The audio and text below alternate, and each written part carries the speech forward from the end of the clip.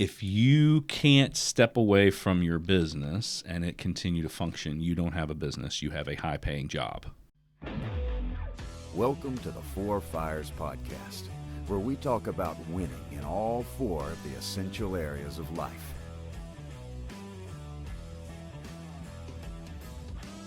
Welcome back to the Four Fires Podcast. This is Jeff Rice. I'm here with Alan today. We're going to be talking about the professional fire, but for any of you that are first-time listeners, this is a podcast where we talk about winning in the four essential areas of life, and the Four Fires is our framework for thinking about that. And so those four areas are the professional fire.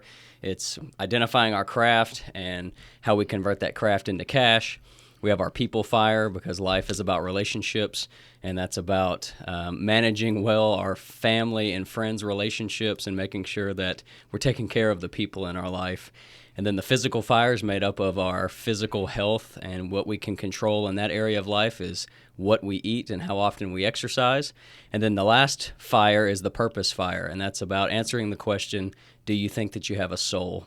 And then recognizing that we have a creator, and then we say that the purpose fire is made up of our connectedness with our creator and how we live out our commitments to him, or does our creator have an expectation with the choices that we make in our life? So like I mentioned, today we're going to be talking about the professional fire. So welcome, Alan, to the podcast.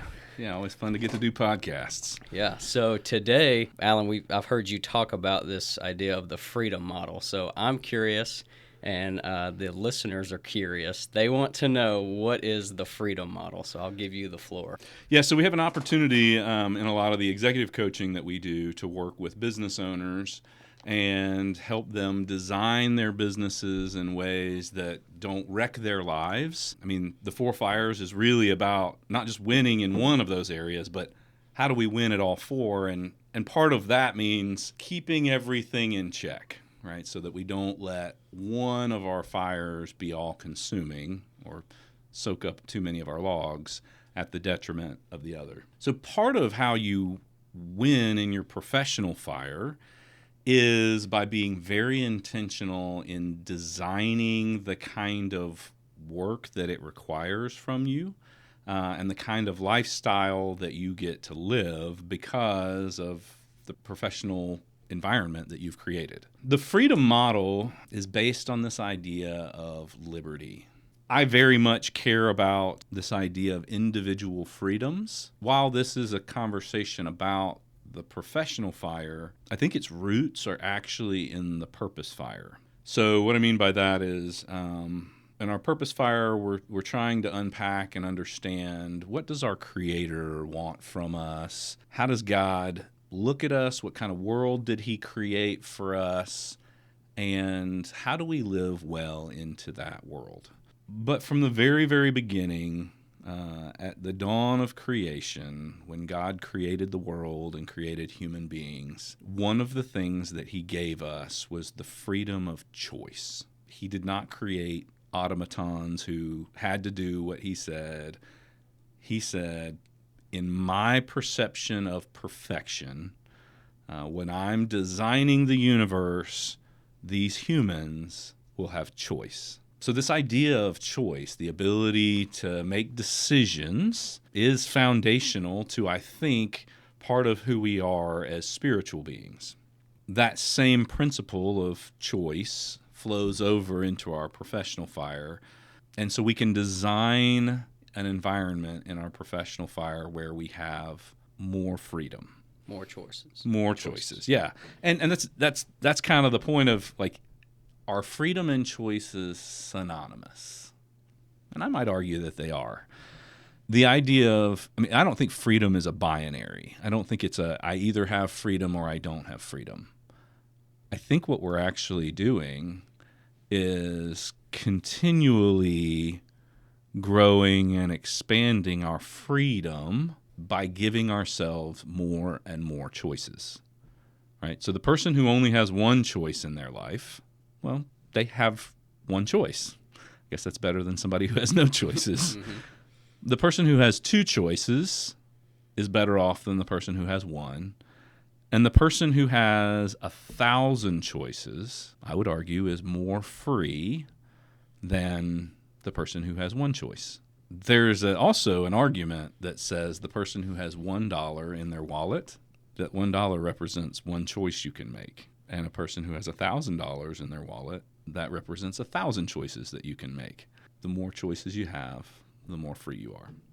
So at the very, very root, the freedom model in our professional fire is first and foremost about providing yourself with enough choices. If you dropped out of high school and you never finished your high school degree, one of the choices that is probably off your plate is going to an Ivy League college.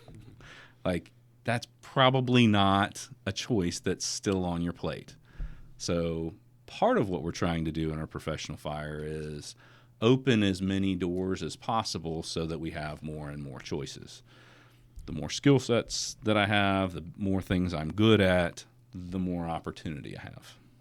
So at the base level, that's a part of what we're trying to do for an individual contributor who's trying to grow themselves in their professional fire. I'm frustrated with how much I earn. Okay, well, what other opportunities do I have? I don't see any other opportunities. Okay, what skill sets do I need to learn so that I'll have more opportunities? Because the more opportunities, the more freedom. Where this really got started was we were working with entrepreneurs and helping them to think about the businesses that they were building and the systems that they were creating, and helping them to build those systems and structures in a way that would provide them more freedom. Because even for a person who might be making $1 million a year, sometimes they put themselves in a professional cage that they can't get out of. Where their business or their job owns them. They actually aren't very free. Which makes them less free, because there's different types of freedom. There's financial freedom. Financial freedom means that you have the resources to go buy the things that you would like to buy. But if you have to give away 80 hours a week or more of your time, then you don't have any time freedom, right? And freedom is not just financial, no, especially in our professional fire, because there's a lot of people who can trade 80 hours a week and go and earn a pile of money.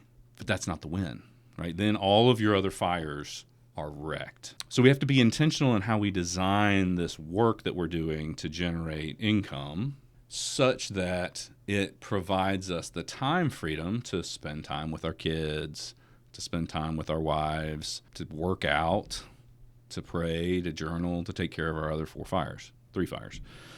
Yeah, most people are fighting for time freedom and financial freedom, and it's easy to get one or the other, right? I can be a beach bum that has all the time in the world hanging out on the beach, but I can't afford to buy anything. I have no financial wherewithal. But then conversely, I can go work 80 hours a week and have pretty good financial resources, and not have any time. Right. The win is when you get financial freedom and some of both. Some of both. So, for a business owner, there is a specific temptation for people who are in that space to want to pour more and more and more of your time into this business to the point where it begins to consume you. The irony is the reason that you went into entrepreneurship and business for yourself and not going to work for a big corporation is because you didn't want the boundaries and the controls that are that usually go along with a big corporate job. Ironically, then you went and created all of your own boundaries and controls. Yeah. So we don't want to do that. We don't want to constrain ourselves into working at this job that we can't quit, or else the whole business would fall apart. A lot of this has to do with the work that we do with entrepreneurs and helping them build management teams. The management team really is the key to your ability to scale what you do. The skill set that you need, if you are frustrated at work, you feel like that your job owns you and you don't own your business. The skill set that you're missing is your ability to delegate and hold accountable. and to train and to develop good leaders. You need a management team. The freedom model for an entrepreneur looks like this. Scenario one, a business owner builds their business to a couple $1 million in revenue, and they're getting a healthy personal income off of that revenue, but they have to go to work or the business falls apart. And that's where many business owners find themselves. If I don't show up, the business goes away. In that scenario, if you ever want to sell your business, what you have the option to do, someone may come along and offer to buy your business, but they are going to require that you stay in your business for 2 to 3 years while they learn your business, while they install a management team. We call those golden handcuffs, right? You have sold your business. You are no longer in charge, but you are on the hook to spend 2 to 3 years working for someone else who is now running your business that you no longer own. This is oftentimes one of the most I watch entrepreneurs in this phase get really, really frustrated. When they have put themselves in the position of the golden handcuffs. Yep. Yeah. Because they think it's their only option, right? Like, I guess if I want to sell my company, the only people who are willing to buy it are going to require me to stay in it. From a buyer's perspective, that's prudent because as the owner, you are the key employee. Mm-hmm. I wouldn't buy a business and then, let the key employee walk out the door. That's not good business. Yeah, you've created the product that is your business is only valuable if you're there. So in that scenario, yes, you have one choice, which some people have not even built a business that's sellable. So that's better than zero choices. Right. But if we're a little more intentional, you can build a management team. And it takes at least, 18 to 24 months minimum to build a team of people who understand your business and have responsibility in these key areas. I mean, there's 4 key areas of every business.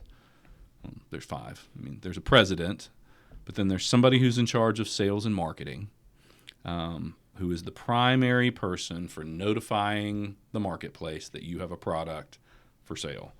There's somebody who's in charge of operations, which is the person who says, okay, we just sold some stuff. Now we've got to deliver on what we sold. There's somebody who's in charge of accounting and finance. So after you've delivered the product, you got paid. There's some money that's owed to you. You owe some money to some people that make sure that they get paid. So that's the director of accounting and finance. And then there's a person who's in charge of HR and admin. When I say an executive team, a management team, you need somebody in each of those 4 spaces whose name is not yours. Like, you need somebody else living in each one of those categories. Otherwise, your business is not sellable without you as a part of the package. But once you build that management team and those people are in place and they understand their roles and they understand what to do, then the president's job is to delegate work to those people, hold them accountable for the work that they're supposed to do, set the vision and the course for the company. That's a job that you could, if that's the only role that you fill in your company as president, and you're also not in charge of being the number 1 salesperson in your company, that's a company that you can sell. And you can sell it without having to commit to years and years of the golden handcuffs, of staying on board. An analogy that we use a lot when we're talking about selling a business is this ATM machine. Okay. So the ATM machine metaphor is, so imagine this scenario. If I said, hey, Jeff, I've got this ATM machine here. It spits out $2 million a year. It just consistently keeps kicking out $20 bills. Every year it's about $2 million. Would you pay me $6 million for this machine that over the last 20 years has kicked out $2 million a year? Absolutely, right? Mm-hmm. Anybody who has any business sense is like, I pay $6 million? I can go borrow $6 million. The payments on that I can pay. In 3 years, I'm making $2 million a year. For sure. And I can pay for the payments on that borrowed $6 million with the $2 million that it's going to kick out. Like, everybody is excited about buying a ATM machine that kicks out $2 million a year for $6 million. So in the business space, we would say that's a 3x multiple of EBITDA or discretionary earnings. Profit. Yep. Where the uncertainty starts to go is when the business owner says, hey, I've got this ATM machine. Would you like to buy it? And the prospective business owner says, sure. And we agree on a price. And then when we start to get to the closing of the deal, we go, oh, but you know that keyboard that's on the front of that ATM machine? I'm going to need to take that with me. And you know the plug that comes out of the back that, powers this thing? I gotta disconnect that, and I got to take that with me. And the screen where you can actually like see what all the money that's coming. I got to take that with me too. But here's most of an ATM machine. Well, all of a sudden, your confidence in shelling out $6 million for an ATM machine that worked when you had all those components is a lot lower. And that's the same thing that's going on in when you take the key people. When you take the key people out of the way, right? Essentially, like in your business, you're the keyboard and you're the power cord and you're the display. And so what business owners have to understand is when they're building a business to sell, they have to do the work to make sure that they're not one of the key components that makes it work. That's the magic. It's hard to do. It is people work where you build and you train and you develop other people to be able to run a business. But in the long term, it's what makes your business valuable to other people. But then here's the other irony. Once you've built that management team, why would I sell an ATM machine that's kicking out $2 million a year that I'm not one of the primary components of? So this is where the freedom model. Yeah. So would you prefer to keep a $2 million profit, or $2 million worth of profit every year for the rest of your life, or sell it for $6 million today? But you know what? That's a choice. Now you have more choices. Yeah. So one of the things we've been able to do for our clients is help them transition from being operators, from sitting in the operator chair, which is essentially the president, to just moving into the owner chair. The owner still gets the benefit of profit, but does not necessarily have to be going to work every day. And helping people get their head around there's a difference between being an operator and an owner. Those are two different seats. Most of the time you are an owner-operator. Building a management team and letting them either just be the president or transition into just being the owner, and you have a president who's running the company, then provides you with the option of, I could sell this entity as a fully functioning ATM machine, and if the future buyer said, oh, I need for you to stay on board for 2 or 3 years, you say, no, you don't. No, you don't. I haven't been in the office in 6 years. I would only screw things up. Yeah. You don't want me in that business. Yeah. And they go, oh, okay. Yeah. And so then you can sell the thing for the full value without giving up 2 to 3 years of becoming somebody else's employee. Or you can keep the business and just let it run by itself, meaning that you don't have any additional time investment in it other than meet with the leadership on sometimes a quarterly basis, sometimes a monthly basis, sometimes a weekly basis, depending on the stage of the business, and just it essentially functions as a cash cow. And what that has allowed people to do when you have a fully functioning business that's kicking off profit and you have all of your time back, then that means that you get to go launch other endeavors. And most of the gifting of entrepreneurs is in creation, not in management. So it really puts them back into their gift set. So, I mean, we wrote a book called You Don't Have to Manage What You've Made. And the whole premise of that is this idea that if I build a management team for the thing that I have created, this business that I've created, then that puts me out of the operator position, puts me into the owner position. Now I have more financial resources and time resources, and I can take those financial resources and invest in another organization and launch it and get it to the point of being able to function on its own. And then you also get to leverage all of your experience and the human capital resources that you have in your first business. And we've watched business owners go from like having one business that was doing $16 million a year, kicking off $2 million and $3 million in profit, to 5 businesses. To 5 businesses, and their whole business portfolio is now over $100 million in revenue. Because their gift is in creation, The gift not is in in managing. creation, and they were stuck in that management space. But I like your line with you don't have to manage what you made, but you have to make sure what you made gets managed. 100%, yeah. And you do that by building a management team. Yeah, the freedom model is really focused on, at the entrepreneurial level, giving people more choices. In scenario 1, if you don't have a management team, the only option you have is to sell your business at a suboptimal multiple of profit or EBITDA, and that's your choice. And you're going to get the golden handcuffs for 2 to 3 years, and that's what you got. But if you take the time to build the management team, then you have 2 other choices, really 3.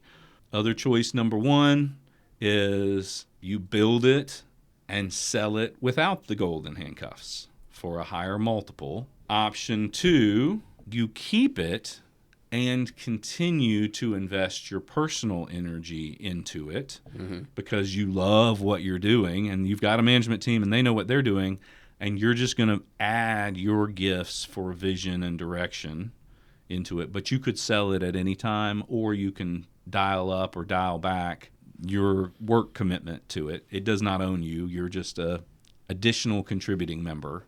Or option 3, you can completely disconnect from it and be only in the owner role, and it operates as a cash cow. With a management team, you have 3 choices. Without a management team, you have 1 choice.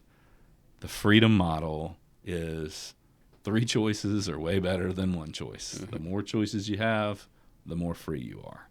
Is there a certain level of revenue that you feel like a business needs to reach before they could even consider going that route of the freedom model? If your business isn't big enough, you're like, well, I can't even really afford to pay anyone For sure. to come in and like take my place. And that is the challenge of early business, is that you want to go fast, but you don't have the revenue to do it. So generally what we see is in around $1 million in revenue And up. Okay. Okay. But around $1 million, thoughtful entrepreneurs can begin to acquire talent that is competent and That they engaged, can start training. that they can begin to train to Yeah. be these executive level type people. Yeah. You can do it earlier, right? I mean, like when you're talking about talent, you got 2 choices.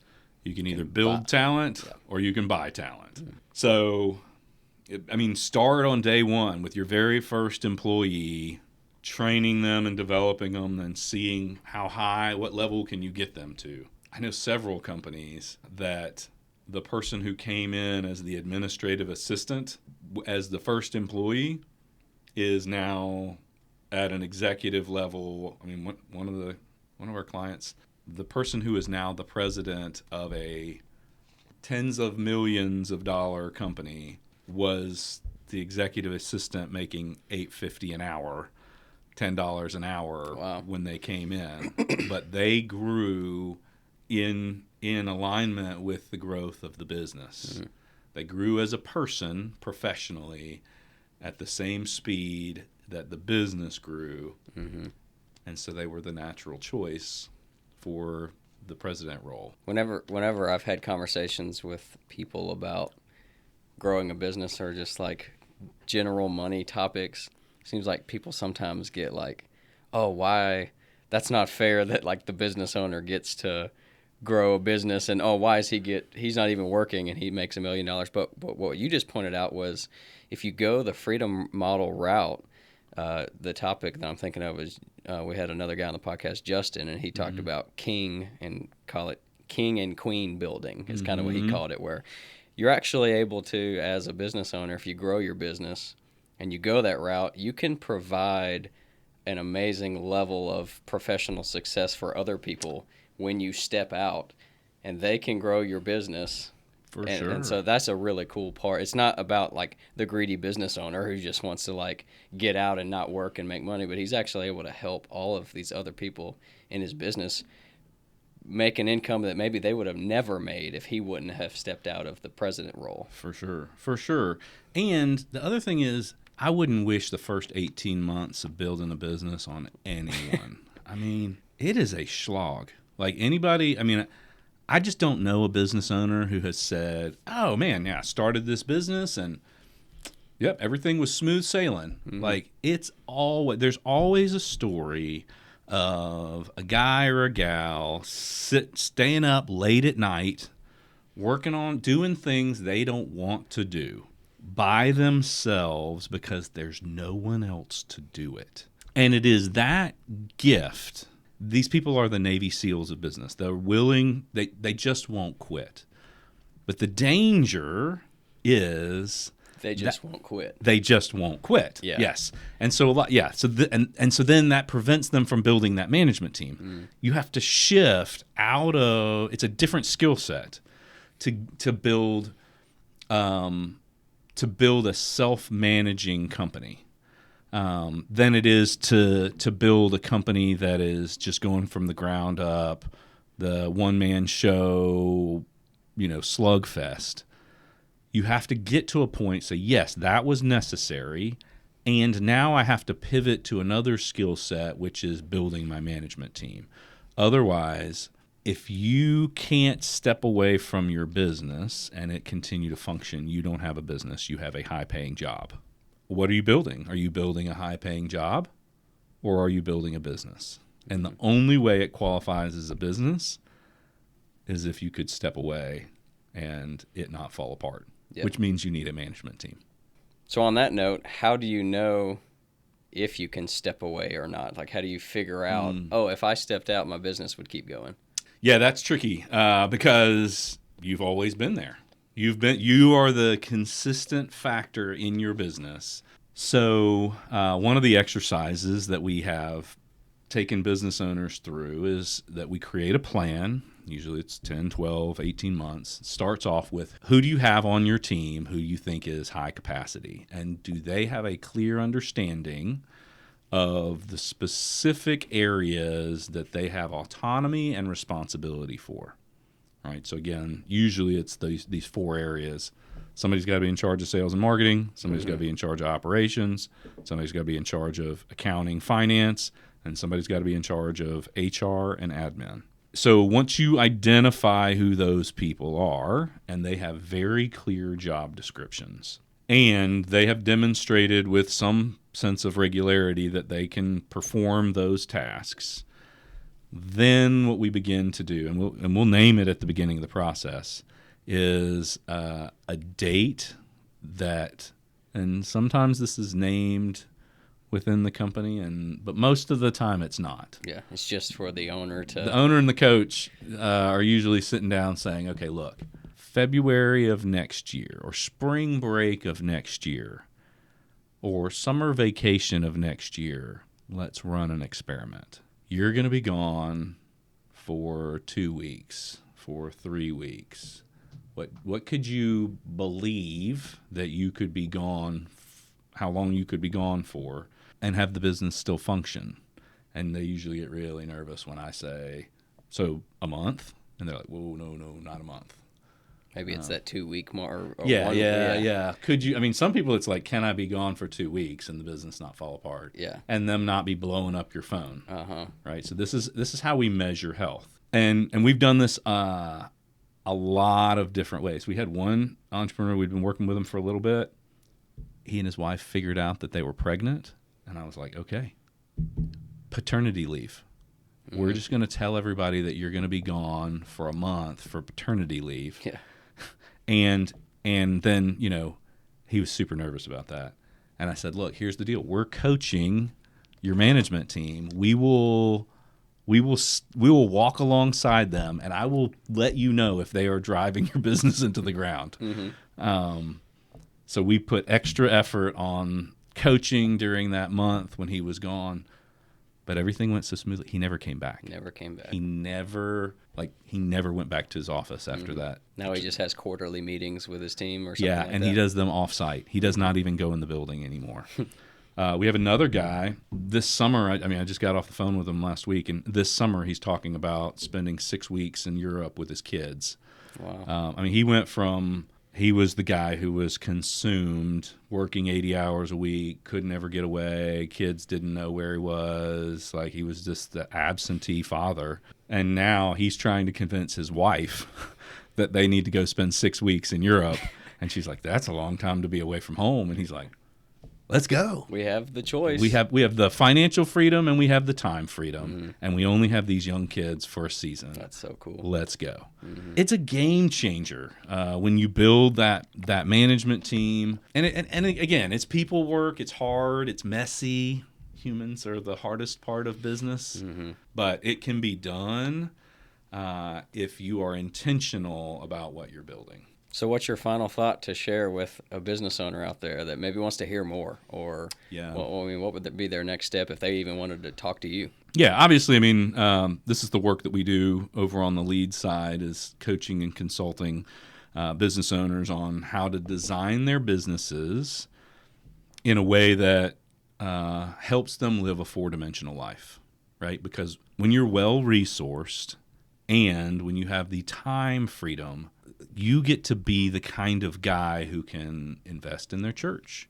You get to be the kind of guy who can invest in their kids' lives. You can be their soccer coach and their football coach, and you can be you can be a fully present dad, and you can take your wife on incredible dates. And you are not beholden to this beast that you have created. If you are a business owner who has taken the courageous step of building a business, it is hard.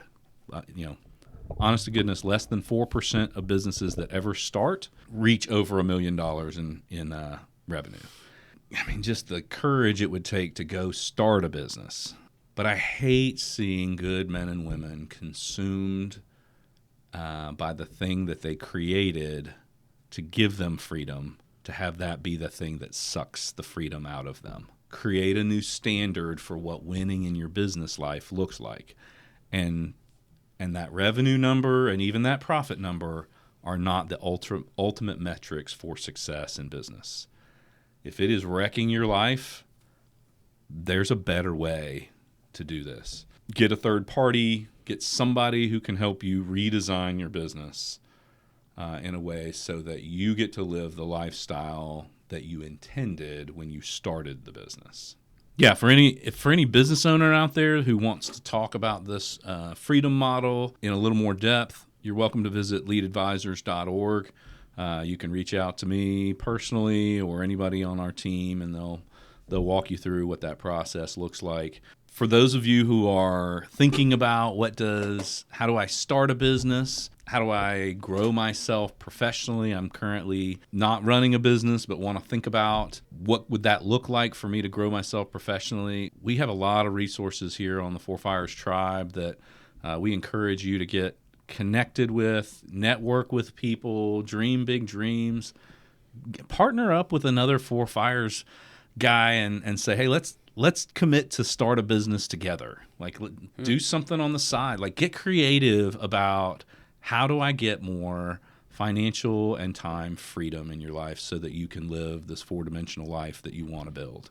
So, yeah, there's a lot of things that you can do. You just have to live intentionally. Choose to chase after it. That's right. Yeah. All right. Well, thanks so much, Alan, for explaining that. And guys, I hope you enjoyed listening to this episode, and we'll see you on the next episode of the Four Fires Podcast.